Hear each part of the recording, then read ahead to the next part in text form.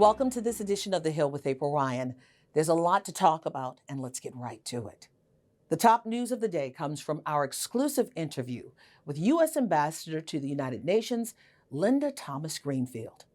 As the world focuses on a ceasefire the Biden administration is hoping for between Israel and Hamas, Thomas-Greenfield revealed Palestinians are calling for her to resign. As she says, the United States is working to provide humanitarian assistance for Palestinians during this conflict. So yes, it's been extraordinarily difficult, but we're working every day. There's no country working harder than our country is working to find a solution, to get humanitarian assistance to the Palestinians on the ground. We have teams on the ground. No other country has a special envoy who is on the ground engaging on these issues all day long. We're involved in intense negotiations with Hamas, with Qatar, with the help of Qatar and Egypt, working with the Israelis to get hostages released, to get a extended pause so that people can get humanitarian assistance in. Thomas-Greenfield is the 5th Black U.S. ambassador to the United Nations.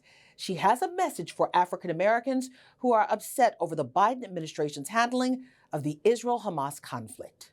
You know, I think it is important for us as African Americans, and notice I said us as African Americans, to understand the plight of people around the world, and particularly people who share some of the circumstances that we have shared. So I don't have an issue with African Americans understanding and supporting what they believe in.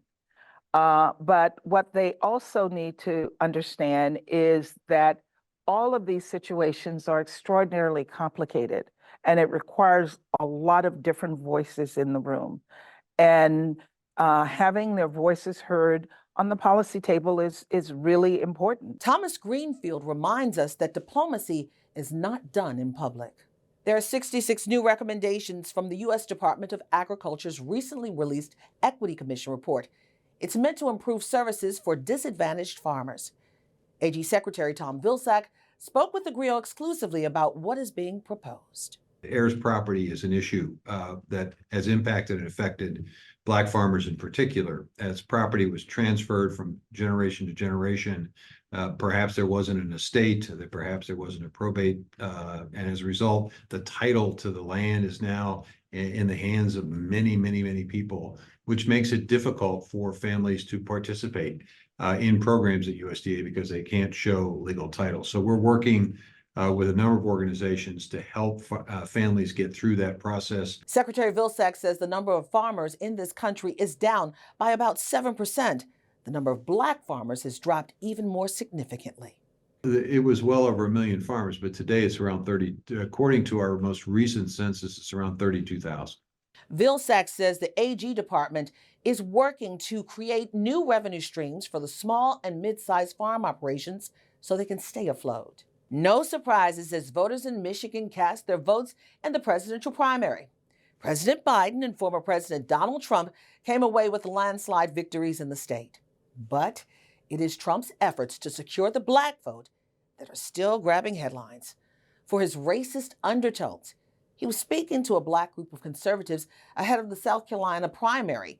Trump asserted that because he is facing multiple indictments, Black people identify with him. That is just one of the many outrageous and racist statements made by the former president. Former RNC chairman Michael Steele, also an anchor of The Weekend on MSNBC, talked to theGrio exclusively. I hear a 1950s redneck. I hear someone who has, to this day, a stereotyped view of Black men and Black women. He speaks in language that I call chattel language. When he talks about, where are my Blacks? For example, that connotes to me a sense of ownership. Yes. And I look, I just think that a lot about him, and this notion that, this guy is going to be, a friend of African Americans. His history belies that. His history is a lie to the idea that he will be a friend to us. Steele says Trump is confusing the message of real issues to twist the system in knots, to include his selling of gold lame sneakers. It's sneakers instead of dealing with the real issues that impact citizens. Vice President Kamala Harris met Tuesday with a diverse group of leaders from all walks of life on voting rights and other fundamental freedoms. This comes as President Biden prepares to deliver his State of the Union address, which falls on the anniversary of the Bloody Sunday March in Selma, Alabama. Well, that's it for another edition of The Hill with April Ryan. Tune in next time right here for more news and information for us and about us. Until next time, peace.